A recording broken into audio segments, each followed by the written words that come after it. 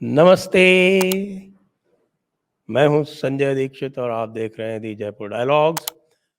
इस वीडियो को लाइक करें, शेयर करें, चैनल को सब्सक्राइब करके बेल आइकॉन दबा दें और साथ में पत्रम पुष्पम के साथ हमको आप आर्थिक सहायता भी अवश्य करें।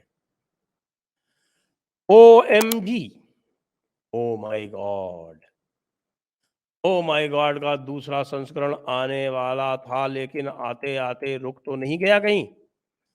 समाचार ये है कि OMG 2 का एक और review sensor board of film certification कर रहा है। यानी जिसको हम कहते हैं कि सर्टिफिकेशन इसको दिया गया है, ऐसा समाचार आ रहा है कि इसको ए सर्टिफिकेट दिया गया है। अब ए सर्टिफिकेट का मतलब ये है कि भाई जो भी अंदर से छन छन के समाचार आ रहे हैं, मैं उनका आपको उनके साथ शेयर करना चाहूँगा। मैं ये अवश्य आपको बताना चाहूँगा कि भाई आप जो है वो फाइनल रिव्यू देख के ही इस फ़िल्म को देखने जाइएगा। आपको सुझाव ये दे रहा हूँ मैं कि भाई फ्राइडे का जो पहला शो है वो बुक मत कर लीजिएगा, वो आप केवल रिव्यूअर्स को देखने दीजिए, जो फ्राइडे के शो हैं। क्योंकि कई सारे समाचार इसमें जो हैं वो बहुत गंभीर आ रहे हैं। OMG 1 आपको याद होगी, जिसमें वो एक कांजी भाई शाह थे या क्या थे, कांजी भाई मेहता थे, जो भी थे, वो बड़े नास्तिक प्रकृति के व्यक्ति थे और तरह-तरह की हरकतें किया करते थे, जो प्रसाद के रूप में जल ले जाया जाता था, उसमें जो है वो दारू डाल के पिया करते थे। हर तरह की जो चीज़ें होती हैं, जिसको हम कहते हैं कि हिंदू आस्था के साथ खिलवाड़ की जो भी बातें दिखाई जा सकती हैं, वो सब उसमें दिखाई गई थी।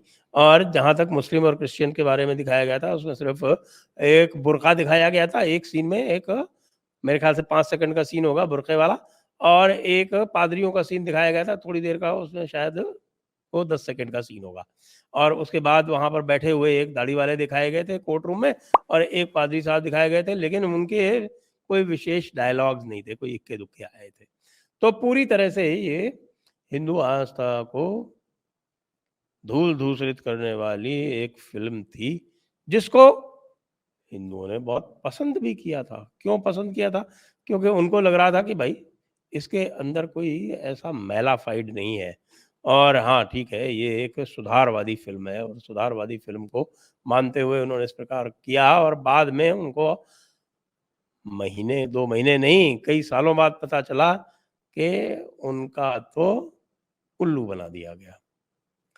अब आप जानते हैं कि पिछले कई वर्षों से जो बॉलीवुड के प्रति, जो बॉलीवुड के जो छिपे हुए एजेंडे हैं, उनके प्रति जो चेतना जागी है लोगों में, उसके बाद फिर वो किसी भी बॉलीवुड फ़िल्म को बड़े ही नज़दीक से पहले देखते हैं, समझते हैं, जाँचते हैं, और जो अब अपने धर्म के प्रति उनमें एक चेतना जागी है, उसका परीक्षण करते हैं और तब जाते हैं। मेरा कहने का अर्थ यही है कि जो OMG 2 आने वाली है, इसका जो टीज़र आया है, इससे तो कुछ विशेष मुझे तो पता लगा नहीं, जिन लोगों को लगा वो लगा तो। इससे तो ये दिखता है कि भई एक कोई शिव भक्त जी हैं और एक कोई और वहाँ पे शिव भक्त हैं पंकज त्रिपाठी, शिव जी के रूप में इस बार दिखा दिया गया है। OMG 1 में उनको जो है वो कृष्ण के रूप में दिखा दिया गया था, नाम रख दिया था कृष्ण वसुदेव यादव। हालाँकि भगवान कृष्ण ने यादव नाम कभी उपयोग में लाया, ऐसा ना तो कभी हमने भागवत पुराण में देखा, ना कभी हमने उसको महाभारत में देखा। तो कहीं भी शास्त्रों में तो कहीं इस प्रकार का उपयोग आता नहीं है, लेकिन फिर भी उन्होंने उसको कृष्ण वसुदेव यादव कर दिया, और मुझे लगता है कि वो OMG 1 जो थी, उसकी सफलता में इस किरदार का, इस पात्र का, भगवान कृष्ण के पात्र का उसमें बड़ा हाथ था, क्योंकि ऐसा लगा कि भगवान कृष्ण स्वयं आकर जो ढोंग ढकोसला होता है श्रद्धा के नाम पर, उसका विरोध कर रहे हैं। ऐसा उसमें ऐसा प्रतीत हुआ। साधु संतों का खूब मज़ाक उड़ाया गया। वैसे साधु संतों का मज़ाक उड़ाना हिंदू धर्म में कोई नई बात नहीं है। और फ़िल्म ज़बरदस्त हिट हुई, चली खूब। अब देखने वाली बात ये है कि जो समाचार आ रहे हैं ओएमजी 2 के बारे में, विशेषकर से जब इसको ए सर्टिफिकेट दे दिया गया, बताया गया है कि एडल्ट सर्टिफिकेट दे दिया गया है, और एडल्ट सर्टिफिकेट देने के बाद में इसका दोबारा रिव्यू किया जा रहा है, तो इसमें ही संदेह उत्पन्न हो जाता है कि पता नहीं जो 11 अगस्त की जो इनकी रिलीज डेट दी गई है, उसमें ये रिलीज भी हो पाएगी या नहीं हो पाएगी। और 11 अगस्त को ही गदर 2 का भी रिलीज है।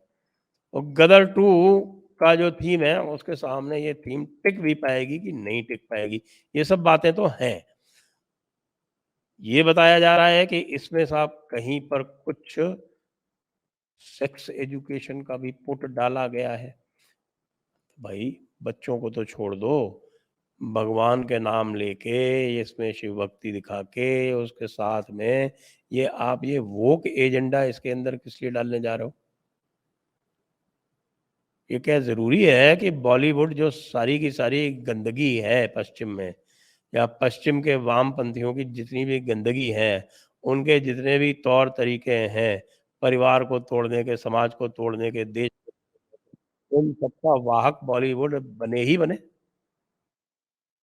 यदि ऐसा है तो ये गंभीर चिंता का विषय है। और मुझे मुझे लगता है कि जो भारत में जिस प्रकार की चेतना है कि भारत में अभी प्यू रिसर्च ने एक स्टडी की है, और प्यू रिसर्च ने पाया है कि जहाँ पश्चिम में देखें आप, जिसमें धार्मिक आस्था लोगों की यूनाइटेड स्टेट्स में या ब्रिटेन में या यूरोप में कई स्थानों पर 50% से भी कम है, और कुछ स्थान ऐसे हैं ईस्ट में भी, कोरिया जैसे, जहाँ वो बहुत ही कम है। तो भारत में 97% है, और 97% में जो बाकी जो 3% भी जो बचे हैं, वो भी जो है वो एग्नोस्टिक टाइप के ही होंगे। उसमें ये जो हमारे आपके जो जिनको हम एथीस्ट बोलते हैं ना, नहीं हम भगवान में विश्वास नहीं करते, क्योंकि भारत में जो एथीस्ट जिसको बोलते हैं, जिसको नास्तिक बोलते हैं, वो नास्तिक जो है वो फिर भी प्रमाण के आधारित पर वो कहता है कि भाई मैं भगवान को प्रमाण के बिना नहीं मानूंगा। इतना ही होता है उसका, वो ये नहीं होता खड़ा हो जाता कि नहीं भगवान नहीं है। भाई भगवान नहीं होने का भी तो प्रमाण नहीं है ना तुम्हारे पास। भगवान है वो तुम प्रमाण के आधार पर मानोगे, बिल्कुल सही बात है, इसमें तो कोई दुराव छिपाव की बात ही नहीं है। ये तो हिंदू धर्म भी मानता है और कहता है कि प्रमाण ढूंढने के रास्ते हैं, और उन प्रमाणों के आधार पर आप स्वयं अनुभूति कर सकते हैं उस पराशक्ति की, जो इस पूरे संसार को और इस पूरे ब्रह्मांड को चलाती है। दूसरा जो इशू आ रहा है वो कह रहे हैं कि साहब इसके डायलॉग्स तो बहुत ही फूहड़ हैं। यदि आप आदि पुरुष के डायलॉग से चिंतित हो गए थे तो फिर याद कीजिए कि भाई आदि पुरुष तो ए सर्टिफिकेट वाली फिल्म नहीं थी, वो तो सामान्य फिल्म थी। उसको तो यू सर्टिफिकेट दिया हुआ था, इसको तो यूए भी नहीं दिया है, इसको तो दे दिया है सीधे सीधे ए सर्टिफिकेट। तो ए सर्टिफिकेट क्यों दिया है भाई? ओएमजी जो पहली वाली आई थी उसको तो नहीं दिया था,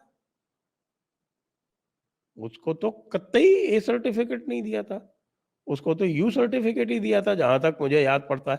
और उसमें कैसा कोई आपत्तिजनक सीन था भी नहीं। तो यदि इस फिल्म को ए सर्टिफिकेट दिया गया है, और इसके बारे में समाचार ये आ रहे हैं कि इसमें एक वोक एजेंडा भी साथ मिलाया गया है, अब तो भाई ये बहुत चिंता की बात हो गई कि हम ओएमजी से ही त्रस्त थे। अब ये ओएमजी 2 जो है वो एक नया मुखौटा ओढ़ के भगवान के नाम पर वही धंधा करेगी जिसके लिए उसने ओएमजी ने साधु संतों को लांछित किया था। ऐसा तो नहीं है।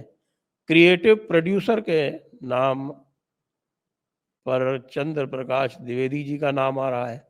अब चंद्र प्रकाश द्विवेदी जी का एक आभा मंडल हुआ करता था एक ज़माने में, उनको हम चाणक्य के रूप में याद करते हैं। उनका जो चाणक्य सीरियल था, वो एक कालजयी सीरियल था। लेकिन उसके बाद से लगातार वो अपनी प्रतिष्ठा में ह्रास करते जा रहे हैं। देखने की बात है कि भई अब आगे जो आ रहा है उसमें क्या होगा? आप सभी लोगों को मैं यही कहता हूँ कि बेस्ट ऑफ लक। देखें कि भई इसमें अब क्या आता है? किस प्रकार का सामान परोसा जाता है? क्या वही जो बॉलीवुड की गंदगी जिसके हम अभ्यस्त हो चुके हैं, उसी प्रकार की बॉलीवुड की गंदगी फिर से परोसी जाएगी?